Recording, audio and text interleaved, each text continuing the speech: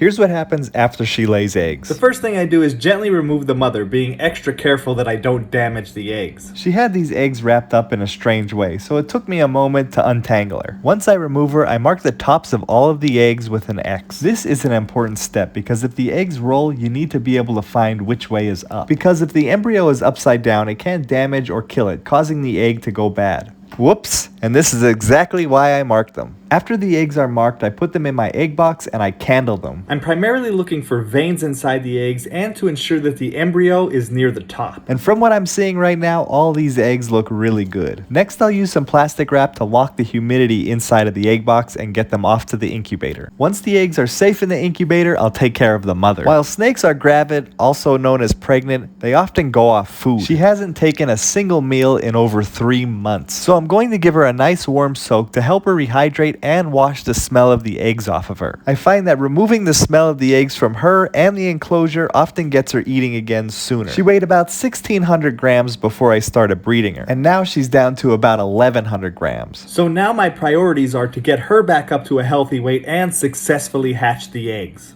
This ball python egg is starting to go bad. The egg has developed some wet spots and some green mold. And in my experiences, when you see a dark green or black mold forming, it often means that the embryo has already died. These eggs have only been incubating for about 3 days, so I honestly don't see this egg making it another 50 to 55 days. But I don't give up easy, and I'm gonna do all I can to try to save the egg. Only the one egg has developed mold, but the other eggs look a little off to me, so I'm gonna treat them for mold as well. I'll continue to incubate them normally, but I'm going to add some antifungal powder to all of them. This will help dry up the wet spots and slow down or stop the growth of any more mold. I like to sprinkle the powder on, rub it in, and then sprinkle on some more, paying extra attention to where the mold is growing. This technique works really well when it's a white or light green mold growing on the outside of the egg. But when it's a dark green or black mold forming on the inside of the eggshell coming out, that egg's probably not going to make it. Now, if we were on day 50, I would consider cutting open the egg to try to save the baby snake. But this early on in incubation, there's really not much we could do. These ball python eggs have been incubating for about 6 days. And 3 days ago, one of those eggs started developing mold. I attempted to treat the egg with some antifungal powder, but it didn't work out. The mold continued to spread and it started turning some funky colors. I decided to candle the egg one more time before removing it. You could see that the egg is not lighting up as much as it normally would. That's because all of the yolk inside is solidifying, which often happens when the egg goes bad. So the light doesn't pass through the solidified yolk. I can't see the presence of veins, so I know something was living and growing inside, but it definitely died. I'm always fascinated with the development of the snake inside of the egg, so I'm going to cut this open and see what's inside. At first I was unsure if the rest of the clutch was going to go bad as well, so I decided to candle those eggs one more time. And it appears that all of these eggs have strong veins and it looks like everything is developing normally. So for right now, it looks like the rest of the clutch is going to make it.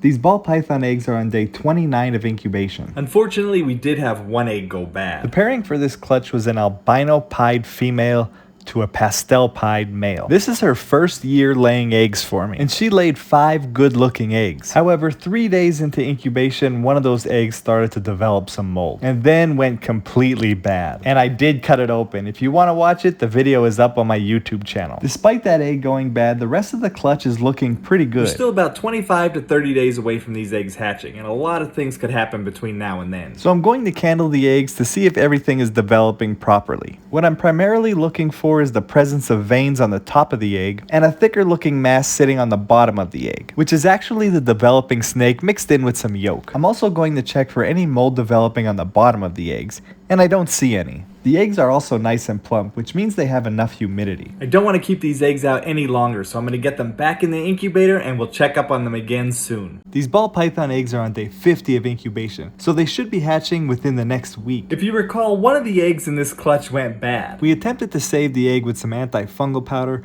but our efforts were futile. And we did cut the bad egg open. The video is on our YouTube channel. And this beauty right here is the mother of this clutch. She's made up of 2 recessive genes, albino and pied. So this clutch is going to have some really beautiful snakes in it because the father is a pastel pied, which means we will see some pieds and pastel pieds, but we won't see any albinos because the father doesn't carry any copies of the albino gene. And you need 2 copies of the albino gene to create a visual albino. So all of the babies will be visual pieds, and they'll carry one copy of the albino gene. So if they were to breed with an albino in the future, they could create visual albino. Despite that one egg going bad, the rest of these eggs are looking really good. They're now significantly denting in, and the shell is getting really thin. Which means more baby snakes are just a few days away. These ball python eggs are on day 53 of incubation, and they're already starting to hatch. They're a few days early, and that's likely because it's been really hot here. 2 of the 4 snakes have already pipped. Let's get a closer look at this one. Because both of the parents were pied, all of the offspring should be pied as well. In addition to distorting the pattern, the pied gene will also give the snake blotches of white throughout the entire snake's body, creating a very unique and beautiful looking snake. At first glance, this one looks like it's going to be a pastel pied, just like the father. And because the mother was an albino, all of these snakes will carry one copy of the albino gene. So they won't be visual albinos, but they have the potential to create albinos in the future. I'm going to get these little ones back in the incubator, and I'll update you tomorrow.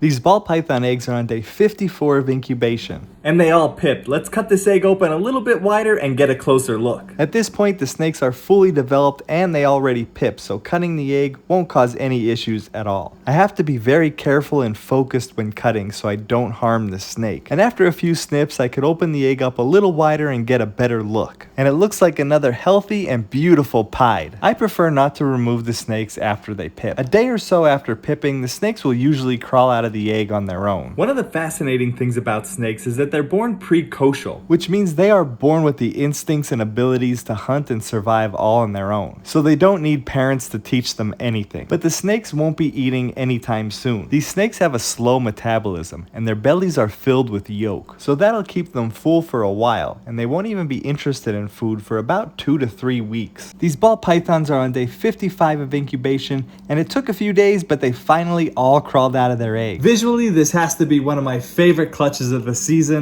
so far. This is the pied clutch, and as predicted, every one of the snakes turned out to be pied. The pied gene is what gives them those large blotches of white and the distorted pattern. Now these snakes did hatch a few days earlier than expected. Usually my ball pythons will start hatching between day 55 and day 60, but it's been really hot here, and the higher the heat, the faster the eggs will hatch. But it looks like they made it in good health. Thankfully, I don't see any deformities or any other health issues. So now I'm rinsing the snake off to get any egg box substrate and any dried up yolk off of them. And now that they're fresh and clean, I'll put them back in a tub with a damp paper towel. They'll stay in here for about 5 to 7 days until they have their first shed. After that first shed, their colors really brighten up and they look amazing. So I can't wait to see this clutch in their fresh skin. I'm going to get these guys back in the incubator and we'll check up on them again soon. 5 days ago, these ball pythons crawled out of their eggs. And now they're getting ready to shed. You could tell when a snake is getting ready to shed just by looking at it. The first thing that you'll notice is the snake's eyes get cloudy. They turn a bluish gray color. You'll also notice that the snake's colors aren't as bright as they usually are. And finally, you'll notice that the snake's belly has a little bit of a pinkish color to it. So what's happening is these snakes outgrew their skin,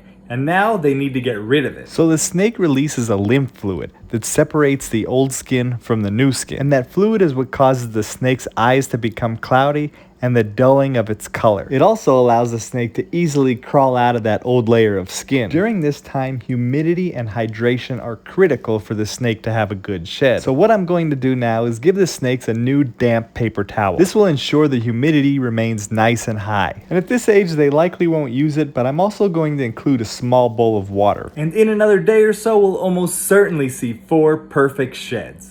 This ball python clutch just had their first shed and they look stunning. This morph is called a piebald, also known as a pied. The pied gene gives them large white blotches throughout their body. This little one has the most white out of the entire clutch. When pieds have a lot of white, they're known as high whites. And logically, when they don't have a lot of white, they're known as low whites. The pied gene is a recessive gene, which means in order to make them, each parent has to have and pass on a copy of the pied gene. Now these guys are even a little bit more special because they each carry a copy of the albino gene, which is another recessive gene. So if in the future they were paired with another snake that carries the albino gene, they could create albinos. I love how this little one's color pattern changes towards the end of its body. So because they carry one copy of the albino gene, they're known as heterozygous, or het for albino. And this last little one is one of my favorite out of the clutch. I'm always drawn to high white albinos, but I like the paradoxing on this one, which is a marking that's inconsistent with the rest of the snake's pattern. Now that they're all shed out, I'll separate them into their own enclosures.